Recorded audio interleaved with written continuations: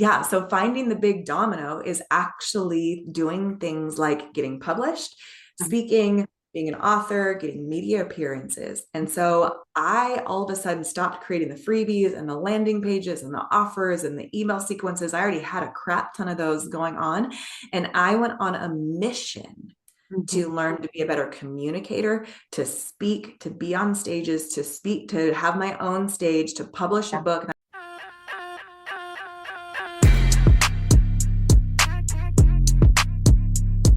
What's up, and welcome back to the Scale Your Sales podcast. I am your host and your soon-to-be podcast BFF, Jillian Murphy.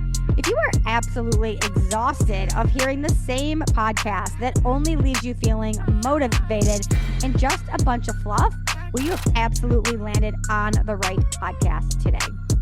In this episode, we are going to talk about the most important skill you need to generate your business, and that is sales. We are going to dive into topics such as messaging, marketing, how to build lead generation organically, and we are going to talk about how to create consistent cash months inside of your business. And we are also going to talk about how to build a company that isn't just about making money, but is also bringing in actual wealth, while getting back to what I know is your most important thing, time freedom. Now, I am here for real talk, real advice, straightforward tip, and no BS. You can always walk away and implement everything that we talk about in our show and move it into your business immediately. But I have to tell you, I am not your typical business mentor. We are going to talk about things that nobody else is probably talking about on the internet. We are going to talk about what it takes to build a real company and not just about how to manifest your business or how you can make $1 million tomorrow. But if that's what you're looking for, this podcast is absolutely not for you. We are going to talk about the real skills to build a real business. Now, I have spent over 25 years in the corporate sales space, generating over $100 million in sales through multiple industries in the online and the brick and mortar space. I have been able to help over 500 entrepreneurs not only grow their sales, but scale their businesses.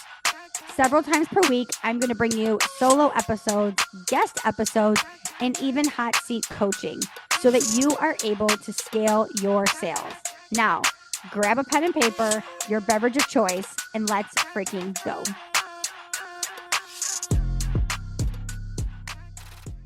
What's up, babes? Welcome back to the podcast. I am bringing back a guest, which I know you guys always love. And I also just want to remind you that if you have a podcast and you are looking to create additional content, or you've had a really great conversation with somebody, bring them back. Number one, your audience is not going to remember. And number two, if it was a really good guest, they're going to be really grateful that you brought them back. So I have my good friend Charity on the show today. She is so awesome at what she does. I know she was just hosting an event here recently, and I'm excited to talk to her. So Charity, welcome to the show. Tell my audience a little bit more about who you are and what you do. Oh, thanks, Jillian. Thanks so much, first of all, for having me back. I always love our conversations. They are so good. And I always just love connecting and reconnecting with you over how many years has it been that we have been like IG? We have literally known each other for like 4 years, maybe longer, 4 years. Yeah, it's been a beautiful like friendship and just like supporting friendship in the online space. I really feel like it is. Totally. I couldn't agree more. Yeah. Well, I'm excited to be here. So for those of you that don't know me, I am a founder, speaker, author. I'm a community builder. My company is called Business and Bubbly, and we have nationwide networking chapters for women in business and all the fun things. Start there. I'm a mom, a wife, a recovering plant killer. I can officially keep alive now. Oh my gosh, I literally love that. I wanted to start with this conversation. I just had a live event like about a week and a half ago, and one of my clients, thank you so much. It was literally epic. I'm like still on a high from it, I think. But one of my clients really talked about having people in 3 categories, and it was like cheerleaders, collaborators, and clients. And I think this is like a really good conversation for even you and I to have. It's like, we are not each other's clients, but we are each other's cheerleaders and as each other's collaborators. And I think that so often people meet people online, or they meet people at events, or they meet people at networking, and they cross it off so quickly because they're like, oh, we're not each other's clients. but there's Yeah. such power in meeting people and knowing that they go into other buckets. They go into the buckets of collaborators or they go into the buckets of cheerleaders. So let's start the conversation of like, how powerful have these other buckets been for you in catapulting your business forward?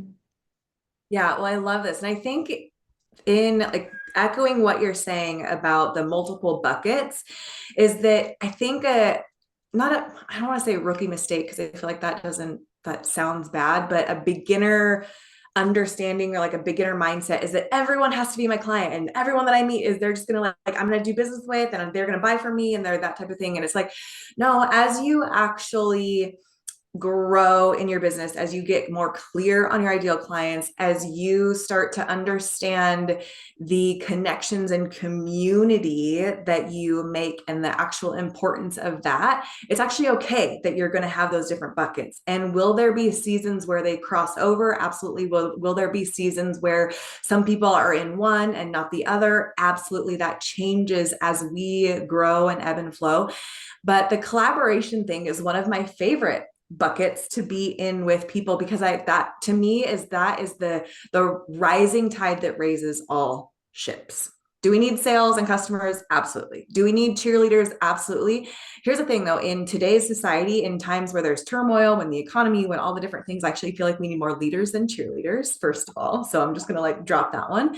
But we also need more collaborators because a lot of times in the back end, we're trying to do things how we used to do them in easier seasons or whatever it was compared to leveraging connection and collaboration. I like to call this cross-pollination. This is like exactly what Jillian and I are doing right now to where we are cross-pollinating each other's audiences, each other's messages. They do this in the TV world, right? If you've ever watched the detective show and then the police show and they bring on like the firefighter and then you're like, oh my gosh, I love that guy too. And so you start watching like the firefighter show. Yeah. You know, Think about like Grey's Anatomy and yes, the show that yes. Addison was on, and then all of a sudden you're like, why is Addison now in the operating room? And then you're like, oh, I also need to watch the show that this is on. It's like it's like how they cross-pollinate the two shows together in the networks. Yep. Yep, absolutely. And so that's what this is in the business world. In the TV world, they call it on YouTube. I've got kids. So like my daughter, she's 2. So she like watches Miss Rachel and then Miss Rachel has the Elmo toy and then Elmo, and then all of a sudden she brings on Blippi. Like they do this really, really well in the YouTube world where they cross pollinate, they bring each other on, they play video games together, whatever it is. And I think that we miss this so, or some people miss this so much. And then others who are good collaborators like you, Jillian, like myself, we get it. We get how amazing collaboration is. Yeah, I love this conversation so much. And I think so often people aren't willing to go back and do this work when things are tough or when there is an economic downshift or things are done and they don't want to, they just want to stick to the things that they've always done, right? I mean, you and I are literally doing this podcast right now because I had a slow month in February and I talked about this very publicly, right? Like we had no sales come in during the month of February. So I was like, okay, how can I go back to the drawing board? How can I go back to what I know works? And what do I know works? Collaborations, cross-pollinating my audiences, getting me visible. So it's like going back to my friends, my collaborators, my cheerleaders, my leaders in the space, and just asking, like, hey, can we do a repeat show? Can I come on your show? Can we cross pollinate? Right. And I think the other thing too is like, how can I serve you first? Right. It's like, Yeah. hey, Charity, do you want to come on my show and let me promote you? Then, of course, there's the law of reciprocity, which then she's going to also do it back. But I think also this is a really good thing for people to remember is like, you have to serve people first. Would you also agree?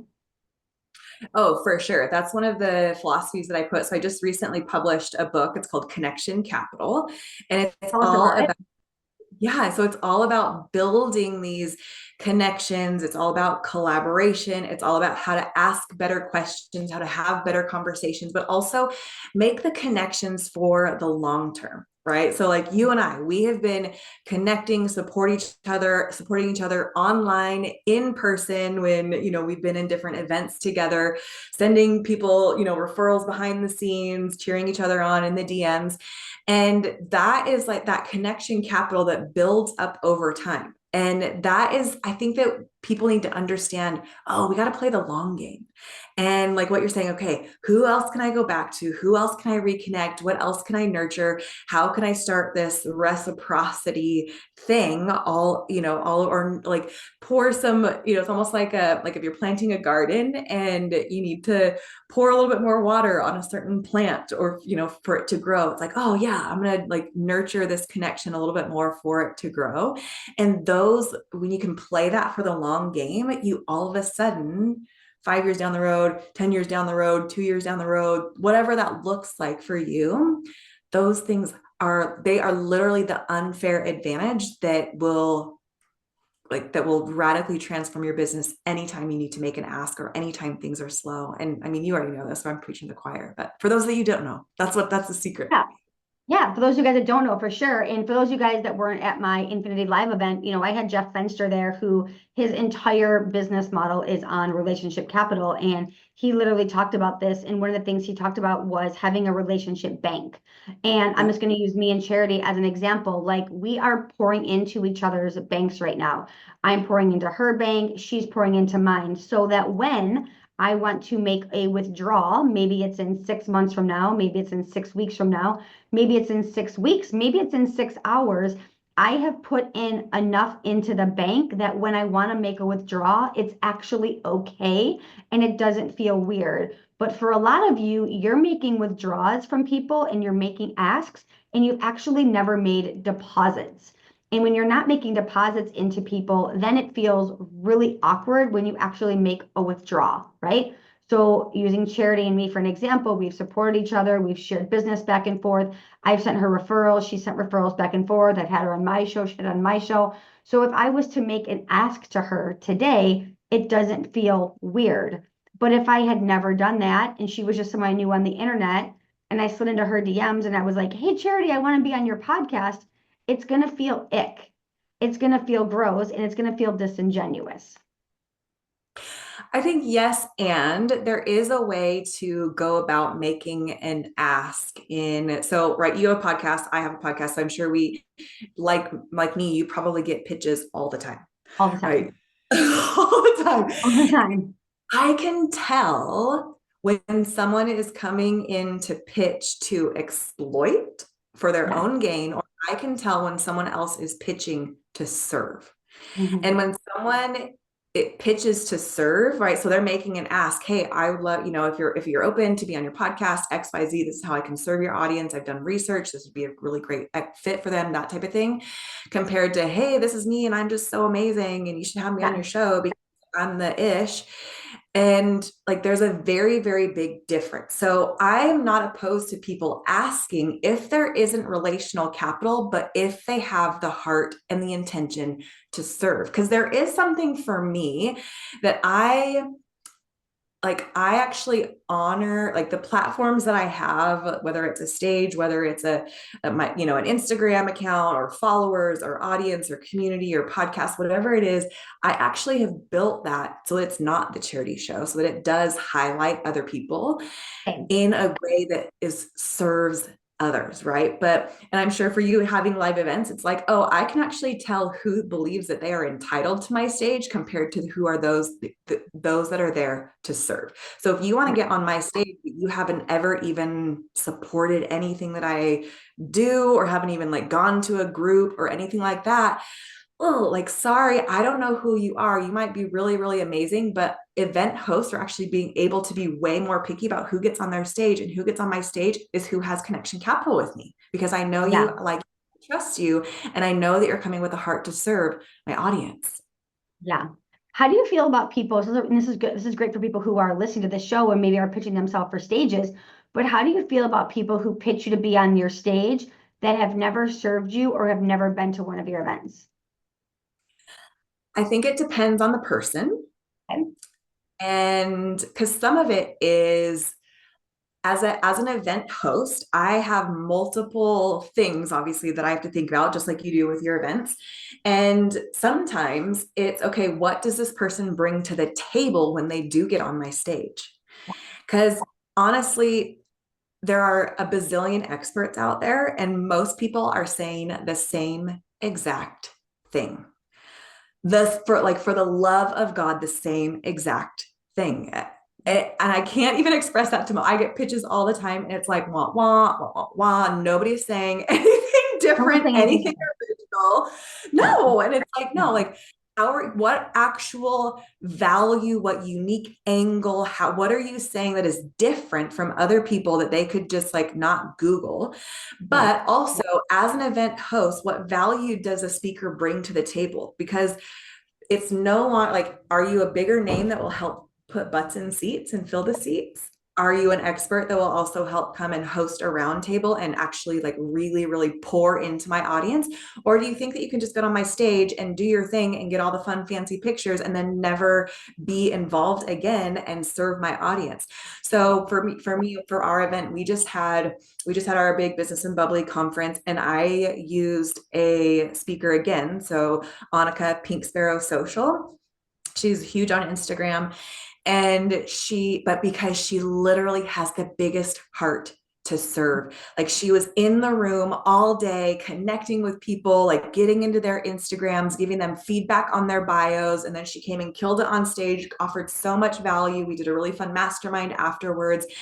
And she was so like, her humility and heart to serve is massive. And that is rare when it comes to people trying to pitch you to get on stage. Yeah, I love that. So I have a question for you, and I actually learned this from my mentor, Chris, which obviously I know you know as well. For all the events that I have ever done, I have never shared my speakers. I've never shared who they're going to be. I've never promoted them because I've always been told like your speakers should not sell your event. You should actually sell your event. So what's your thought process on that for someone who hosts events? I think it can be both and, right? I think it depends on the event host. I think that there are tons of events who it's only big name speakers, and that's what gets butts in seats. Yeah. And like for me, it's both and. I share speakers, and some are ones that will help put butts in seats, and then other ones like I believe in so as a leader, it's kind of this both and of providing access. Mhm. So a lot of the people that were in the room would never have access to someone like Pink Sparrow Social. So as a leader, am able to provide and leverage my connections and community and Rolodex, if you will, to provide access to those people, as well as give a hand up. So I actually have 3 women who are in my speaker training, and they have gone through my speaker training, and then they got spots on stage to then speak and they got certified as speakers to show up in a much bigger way. And I used to not have my certification, my speaker training, and I would let other people up on my stage. And then that was like kind of the lesson that I learned the hard way, that a lot of times people are not saying, they're saying the same thing over and over, or they're not really offering value. They just want to be on the stage. Like I had a gal, love her, bless her heart, but I'm like, okay, how can you like change this message of health and wellness Yeah.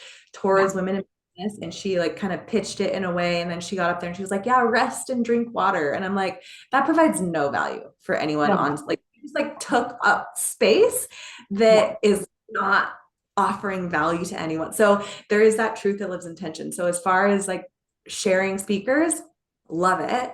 Yeah. If that is something that works for me, because I do believe in providing that access, um, and providing the hand up Yeah. for other women. I love the hand up. Yeah. Yeah. I really love that. I know I saw some of your people that were there at your last event, and I know some of them were hands up, and I was really proud of them to see them on your stage. So that's absolutely awesome. It's absolutely awesome. So what are you really excited about right now? What does Charity have going on? Ooh, I would say what I'm really excited about is this concept of knocking over the big domino. Okay, Tell us. so knocking over the big domino, a lot of times people, especially in business, we tend to play with the little dominoes. I'm going to invite you into a story really, really quick. Please. I remember years and years ago, I left corporate and dove into the entrepreneurial space. And all of a sudden, you get into this world of funnels and email automations and content creation and product suites and offers and all the things and upsells and downsells and right, all of the stuff that happens in the entrepreneurial space.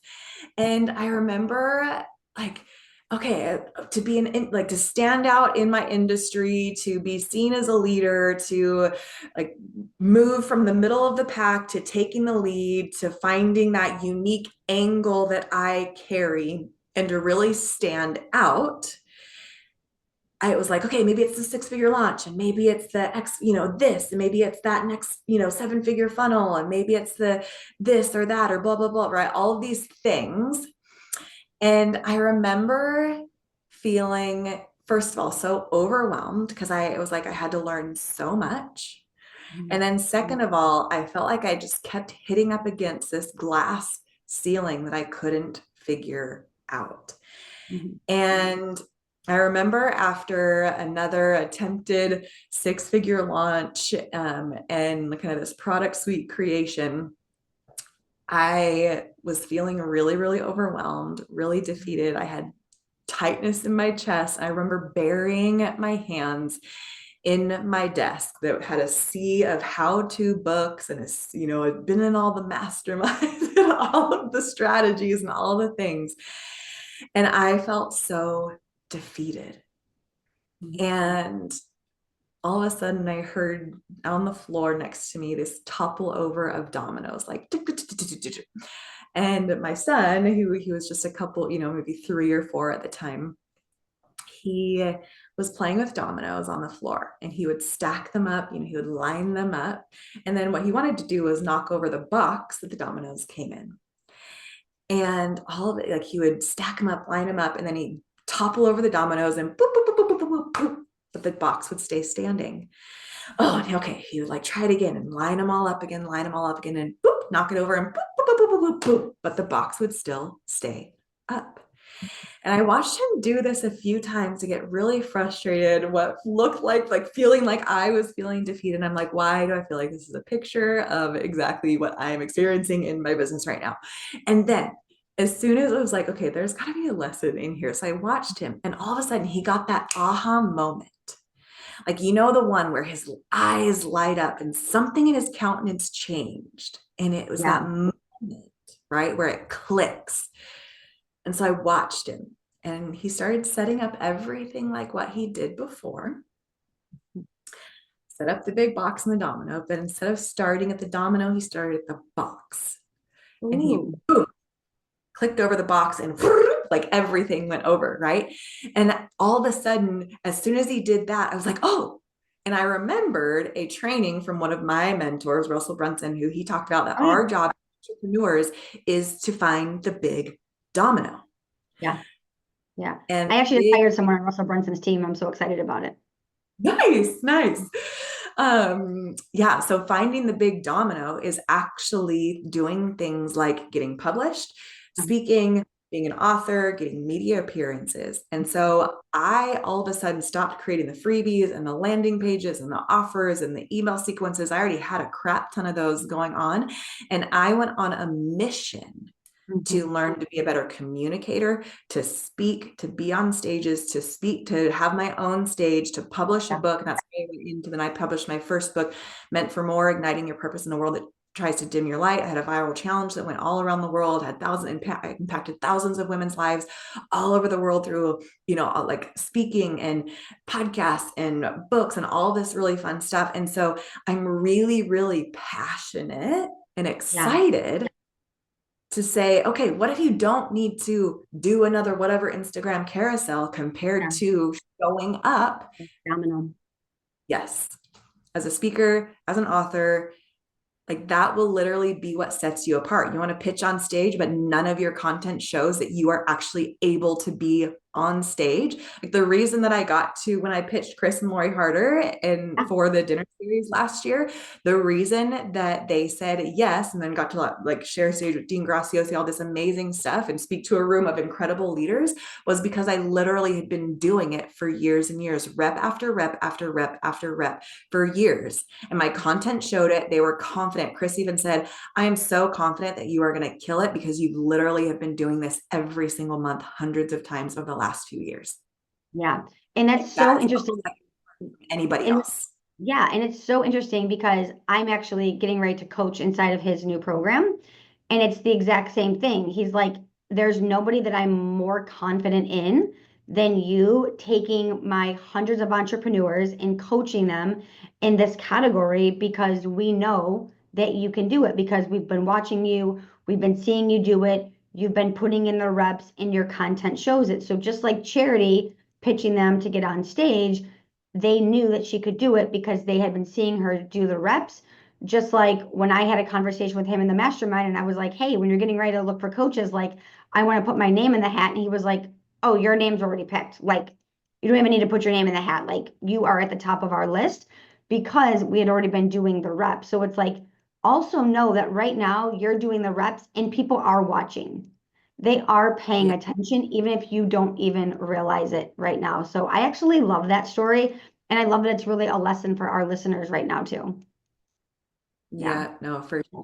It's such a fun realization to have, and it will be the one thing that will help set you apart Yeah. from and like everybody else that's doing similar things. Yeah. And it's almost like, so I used to play volleyball, and so I played volleyball in, middle school, high school, college, went over to Europe to play professionally. And in the beginning, right, everyone gets a participation trophy. Yeah. Congratulations, you showed up, right? That's like new if you're new in business. Well, now all of a sudden, okay, you get into high school, varsity, not everyone makes varsity. Yeah. And then all of a sudden, less and less make college, Yeah. and even less make it professionally. Correct. And every single level for me, I had to learn what it was that will set me apart in a C, right? When I went from high school to college, I went from being all state, all these fun records. I actually go in the fall to go get my Hall of Fame. I get put in the Hall of Fame for high school. Woo woo, like, right. So I went from being the best in my state to now being in a sea of other players who were also the best. So Yeah. what did I have to do? I had to put in the reps in I had to put in the work. I had to put in the reps. I had to refine my skills even further to then be one of the best on my team, to compete with the other girls that were competing for the same starting spot. Mm-hmm. Right? So same thing. So it's like, okay, maybe you were once leading the pack and now you're finding yourself in the middle of the pack again. Yeah. What other moves, because it's not going to be what you used to do last year or 2 years or 5 years ago. So what other moves can you make that will take you from the middle of the pack to taking the lead? And it literally is speaking, being a published author, getting media appearances. Yeah, it's so good. Charity, thank you so much for being on the show today. This was such a fire conversation. I always love having you. I always just love seeing you. I love your friendship. I love that we can collaborate. I love that we have been in each other's worlds for so long. Where can people find you right now? My Instagram, Charity Majors, come hang out with me there. I'm a lot more active on LinkedIn, which is fun because I've been doing some corporate LinkedIn for some corporate speaking and training, which has been really, really fun.